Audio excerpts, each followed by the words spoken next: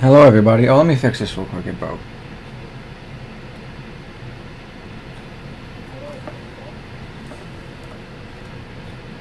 Sorry about that. Let me get this music out of here. Welcome, guys. Northeast Ohio Sports Show. Me, Liam. Episode 56. Currently May 28th, 2026. Is it May 28th or 29th? It's 28th. Okay. Let's get into it. Hope everyone's having a great week. It's here on the Lead Duel channel. We're here every Thursday at 8:30, 8:45. Wearing my Indy 500 shirt from this weekend. We'll be talking about that here in a little bit. First topic, a funny, not so funny topic. TarpSoft took over MLB stadiums. Last week, one of the funniest unexpected trends in Major League Baseball had unexpectedly nothing to do with home runs, trades, or playoff races. Instead, it was all about fans going completely tarps off in the stands, and the internet absolutely loved it. The moment it really clicked everything off into overdrive during a brutal blowout loss for the San Francisco Giants at Oracle Park. The game itself was ugly, but somewhere in the middle innings, a group of fans of the outfield decided the best way to survive the embarrassment was simply to take off their shirts and start partying. First was a couple people, but then more joined. The entire row started participating. Suddenly, the TV cameras kept coming back to a giant shirtless section, dancing, flexing, waving towels, and acting like they were at a summer beach concert instead of a baseball game. That's funny. The best part, the team was getting crushed while it was happening, so they just really did not care. And we've seen it. Look, you can see it all over O-line, and it's kind of going over to crowds and other sports as well, and other MLB teams. So that's funny. Going to Formula One recap, we did have Formula One last weekend. Not this week, but the week after next. F1 will be in Monaco. We'll have it below us, but since we have a week off, I want to show the results from Canada, which was last weekend. Canadian Grand Prix in Montreal ended with the young Mercedes star Kimi Antonelli taking another massive step towards becoming F1's next superstar. The Italian won his fourth straight Grand Prix, extending his championship leading after a dramatic race where teammate George Russell retired early. Retired while leading with mechanical problems. They were fighting, though, back and forth for a while, but I still believe it was early in the race, like before lap 30. It was like lap 17, 20 or something.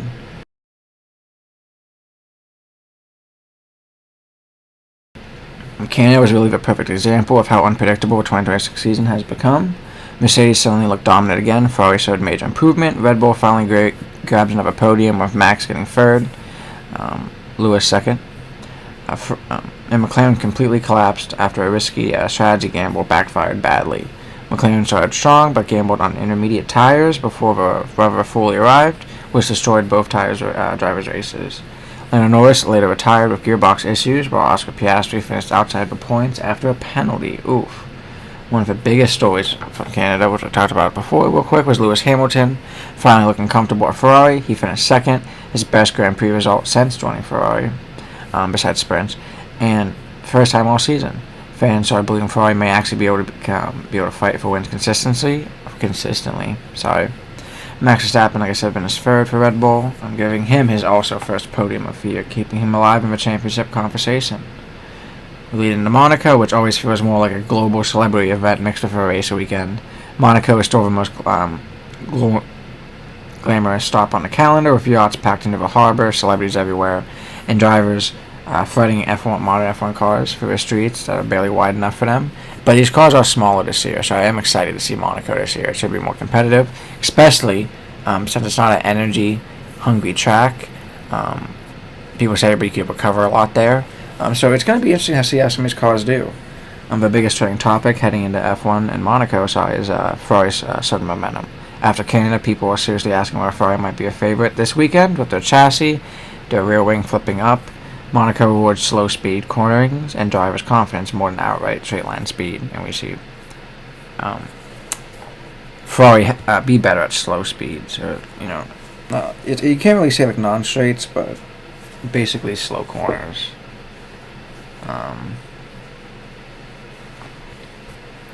Sorry, I had an itch. A lot of attention is on Hamilton, who openly said he believes a Ferrari win is possible in Monaco after a strong Canadian performance, which is awesome to see.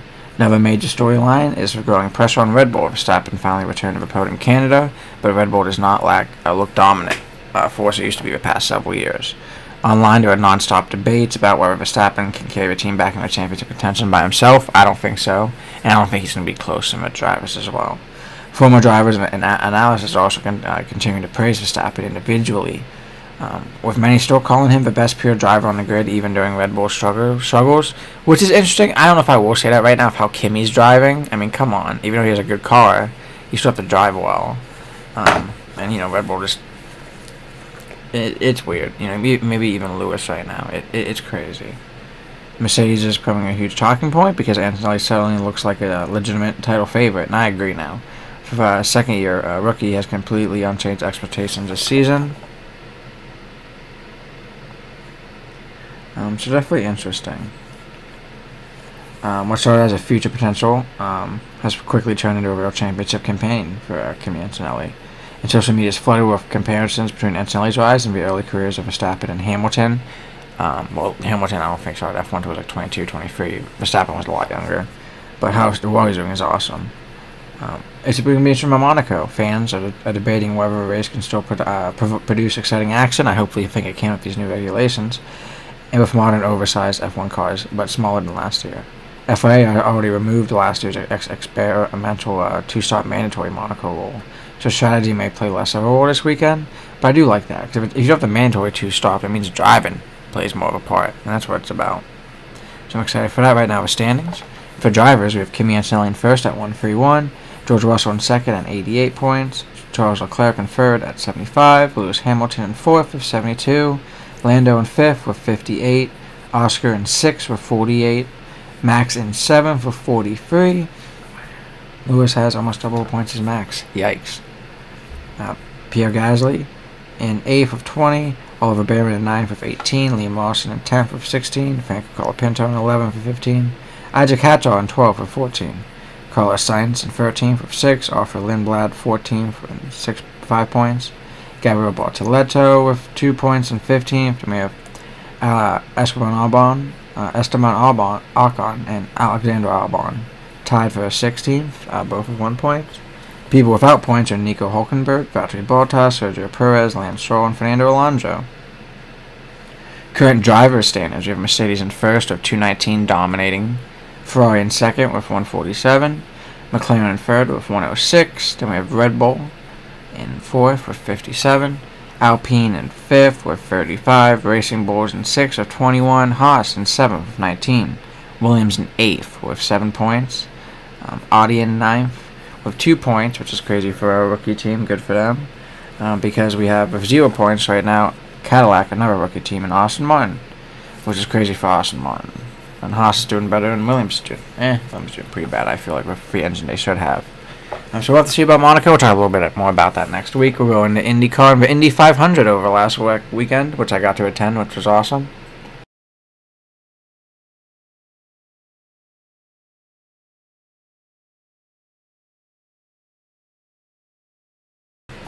The Indy 500 absolutely delivered this year. It's 110th running on the 250th anniversary of America, which is awesome to see.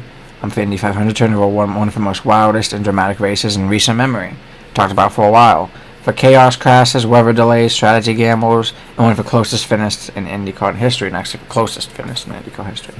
Coming into the race, all eyes on Alex Palou. Everyone thought he was going to win. Even I thought it, and I'm not even an Alex Palou fan. He started on pole and entered as the defending 500 winner and reigning IndyCar champion, and many fans thought he was about to cement himself as a dominant face of a series of back-to-back wins, like Joseph Newgarden and a lot of other people in the past. But while Palou led early and stayed competitive all afternoon, the race slowly turned into a survival contest, which is awesome to see. The event had everything IndyCar fans love, which had multiple cautions, massive crashes, full strategy drama, changing weather, with a red flag, a little bit of rain, and non-stop lead changes. Crazy. Several big names had rough days. Will Power spun out. Sorry about that. Yuck. Alexander Rossi had his race fall apart late. His car caught on fire again like it did last year. Shame car. Time to retire that bad boy. Put it in the shed. And veteran Ed Carpenter also crashed out. Catherine Ledge also saw her attempt at the double end early after an incident. It wasn't really her fault, but Stingray Rob crashed and she drove into the smoke, which you actually are supposed to do, because they say what the smoke is right now is what the car's not. but Stingray kind of bounced weird and ended up still hitting her. So hard to do. And then also in NASCAR, she finished, but not good. And I think one of her pit crew messed up and one of her tires fell off in NASCAR, so it sucks for her. But good attempt. It would have been awesome to see if she could have done all 1,100 miles. Then came the finish though of Indy 500. With just laps remaining, Felix Rosenqvist and David Malukas battled with the wheel in a frantic sprint.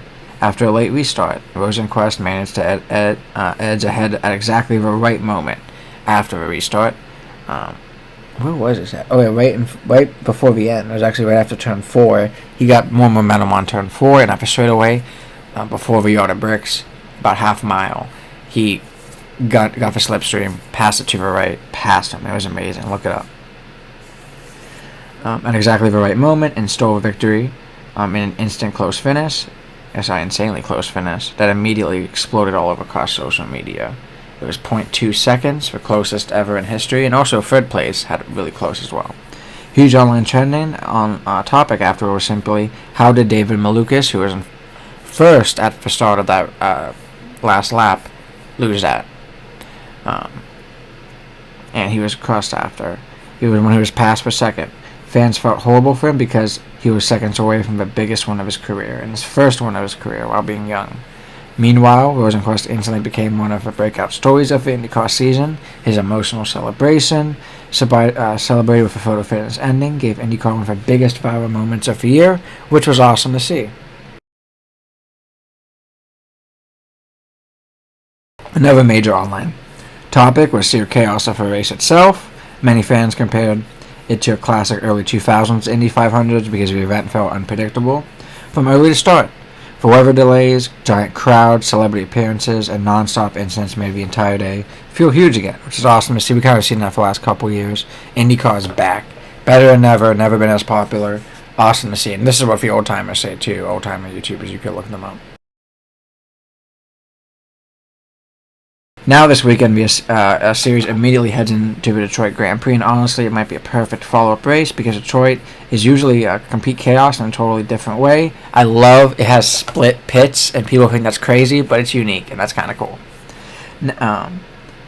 Instead of a 230-mile oval, Detroit is a tight, bumpy downtown street circuit with almost zero room for mistakes. The race is famous for destroyed front wings, for people not braking early, surprise cautions, drivers locking brakes into corners, once again, and a strategic flipping upside down every lap. And strategy of flipping upside down every few laps because it's just how the track works. It's a street circuit.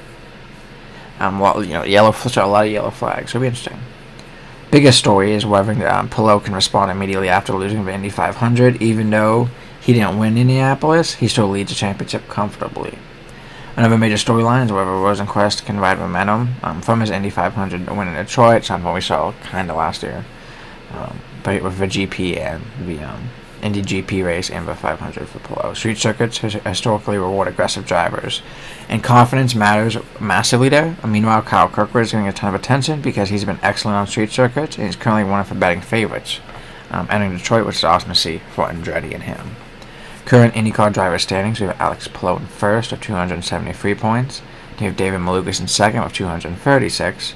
Kyle Kirkwood in third with 224. Christian Lundgaard in fourth with 195. Pato O'Ward, my boy, in fifth with 188. Scott McLaughlin in sixth at 181. Felix Rosenqvist, the winner, seventh at 176. Joseph Newgarden in eighth with 167, Yuck, and Scott Dixon also tied for 8th at 167. Chip Ganassi is still leading as a team. Penske has speed, continues to struggle with consistency, and sometimes also, their street circuits. When Andretti Global is becoming a serious threat on street circuits, and these road courses linked to Kirkwood. With Arrow McLaren, my team I like a lot too, as well as Andretti remains dangerous, but slightly inconsistent week to week, and we kind of always seen that throughout the years. Now we're going to NASCAR. The NASCAR Cup Series just came out one of the most emotional and chaotic race weekends and just weeks the sport has ever seen. And we'll talk about that here in a second.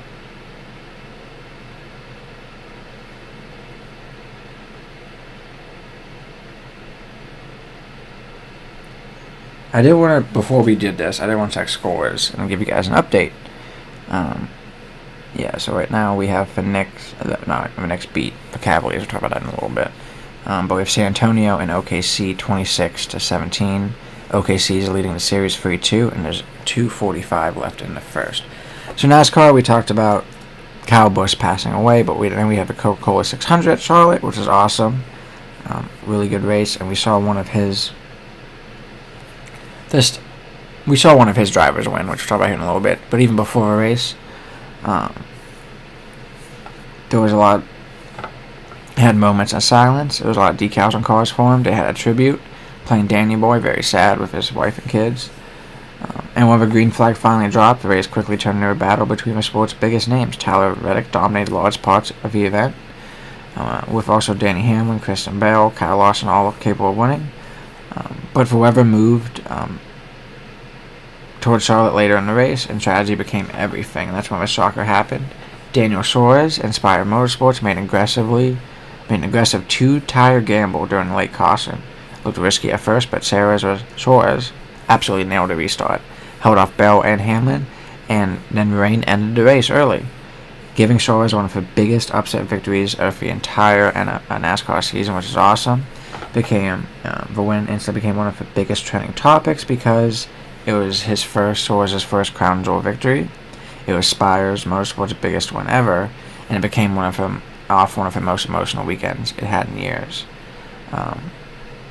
And also, fans online loved the symbolism that Suarez won, driving for Spiral Motorsports, a team with deep ties with Kyle Busch's former organization.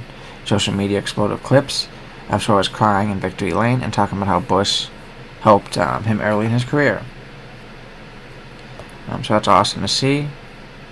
Next, we have Nashville over this weekend, and it'll be interesting if Toyota can continue dominating the season. Tyler Reddick still leads early. Danny Hamlin and Christian Bell coming in fast. So for the NASCAR standings, we have Tyler Reddick in first with 620, then Danny Hamlin with 498, and we have my boy holding up the points, Ryan Blaney in third, 446. Ty Gibbs in fourth at 425. Chase Elliott at 423. Kyle Larson at 356. Chris Broussard, Carson Hocevar, Christopher Bell, Brad Keselowski. And looks like for constructors, we have Toyota, Chevrolet, and Ford. So for Cavs, Cavs horrible. They lost their last game Monday against the Knicks, 130-93. Mitchell had 31 points. Mobley had 7 rebounds, and here's the high assists too. Saturday we lost against the Knicks, 121-108. Mobley 24 points. Allen 7 rebounds. Strus 6 assists. Last Thursday we lost against the Knicks, 109-93. Mitchell 26 points. Allen 10 rebounds. Mobley 3 assists. Got swept, and Knicks are going to the finals. Well, first off, James Harden can't be having the ball that much. We need a better point guard, at least someone to take the ball down the floor. Mitchell needs to be having the ball a lot more, or at least handed the ball to him. And that's the same thing with Harden, too. Harden's a pass and shoot. You pass it to him, he catches, he shoots it. He's a catch and shoot guy. Catch, dribble, dribble, dribble, shoot. Catch, dribble, dribble, step back, shoot you in your face like I'm James Harden. And it's just crazy they haven't realized that. And they are a young team with a chemistry with James Harden. But I don't know what's going to happen. There's talks of LeBron coming back next year. I personally think that would be interesting. I don't know how much that would help them out, though. Realistically, he's old. You know what I mean? We need someone, a point guard. And maybe he'll be better at that. He's old. Maybe he could help out. But we need actually kind of someone who's quick and could just pass. That'd be nice. It doesn't, get stripped. Because that's the problem with LeBron. When you're old and, you don't got the handles, they're gonna play D on you and take the ball. And we can't have that as someone taking the ball up the floor. It blows my mind. We could be a really good three-point shooting team and in the paint, but we can't get the ball there. So, it blows my mind. It's crazy to me. There's been growing criticism of Cleveland's mental toughness after multiple analysis pointed that a blown Game 1 leading is a turning point of the entire series. Even Mitchell admitted afterwards the biggest lesson from the series is simple: don't blow a 22-point lead in the playoffs, which is crazy. It messes you up. The Knicks have an 11-win playoff series, which is crazy. Mitchell was a huge talking point after Kane was caught him visually frustrating and yelling at teammates during the Game 4 collapse. Many fans online actually defended Mitchell, saying he looked only for Cavs players still fighting at the end of the series, which I still understand as well. Just so a lot of people talking about if our core hit the ceiling. We're debating whether we need major roster changes, but we did get that pretty good. So it blows my mind. It looks like they were built for playoff basketball. The Knicks, not us, and they were just dominating us. Mitchell had 27 points a game average, but the whole offense looked horrible. Brunson and they looked way better. We'll go into the Cavaliers now, and that'll be it for me. And I hope you guys have a great night. All right. Did I say Cavaliers? I meant Guardians. My bad. Since last Thursday, my source is right. Yeah. The Guardians beat Detroit 3-1. Friday we beat Philly 1-0. We lost to Philly 3-0 against Saturday though. We beat Philly though and we beat the series just like Detroit. 3-1 on Sunday. Then rough times came. Monday we lost against the Nationals 10-2. Tuesday we lost against the Nationals 6-3, and Wednesday we won against the Nationals 3-2 yesterday. That made us 33-25. Friday we started a series against Boston at 7-10. Saturday we play Boston at 4-10, and then Sunday we play Boston at 1-40. And then Tuesday we start a series against the Yankees, which will be cool to see. Our first game against them is at 7:05 on Tuesday. Wednesdays at 7:05 at New York, and Thursdays at 1:35, our evening game. We're still leading the Central. White Sox are 3 games behind. Minnesota's 5.5 games behind. KC's 10 games behind, and Detroit's 10.5 games behind. So still looking great ball for Cleveland, especially consistent, which is crazy to see. I love seeing it. The bright spot lately is continue to develop players, especially young players like Travis Bazana, and Chase DeLauer. And a lot of Guardians fans are getting increasingly excited because both prospects have started contributing meaningful hits actually during these last moments this past week, which is cool to see. It seems like we're still relying pretty heavily on pitching and late-game bullpen execution. Cade Smith continues to emerge as one of the nastiest closers in baseball. Crazy how we always get these guys. While Gavin Williams is developing into a legitimate ace, while offensively the team still feels inconsistent. Jose Ramirez is still the heartbeat of a lineup, but we still have struggled getting consistency around him and getting any productivity out of people. So it'll be interesting to see.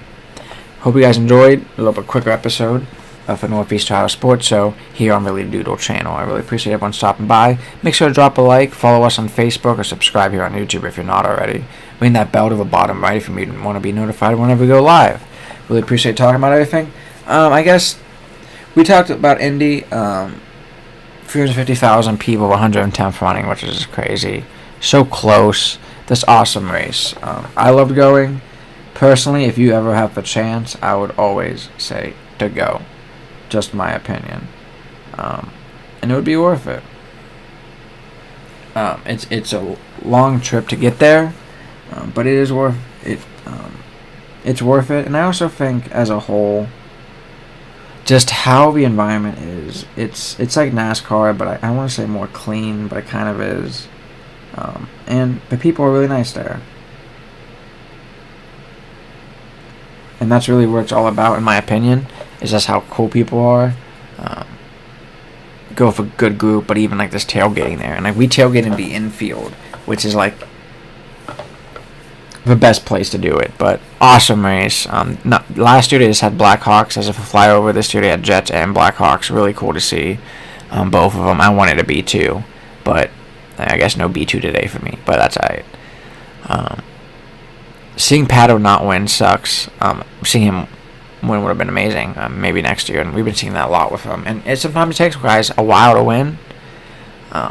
Especially if at Indy 500, you need to stay consistent. In IndyCar, let's say like Pato's going to stay consistent for IndyCar, we know this, but like 10 years, he'll get a win eventually. 5 years, maybe. Let's hope. He should. He needs to. What was really cool, Lando Norris stopped by. So a lot of people were talking about, oh wow, you know what I mean? Lando Norris stopped by because he DNF'd the actual other race so hard. He was able to do that, and he got to see the winner. He got to see the end of the race. It looked like just kind of cool to see that Lando was there.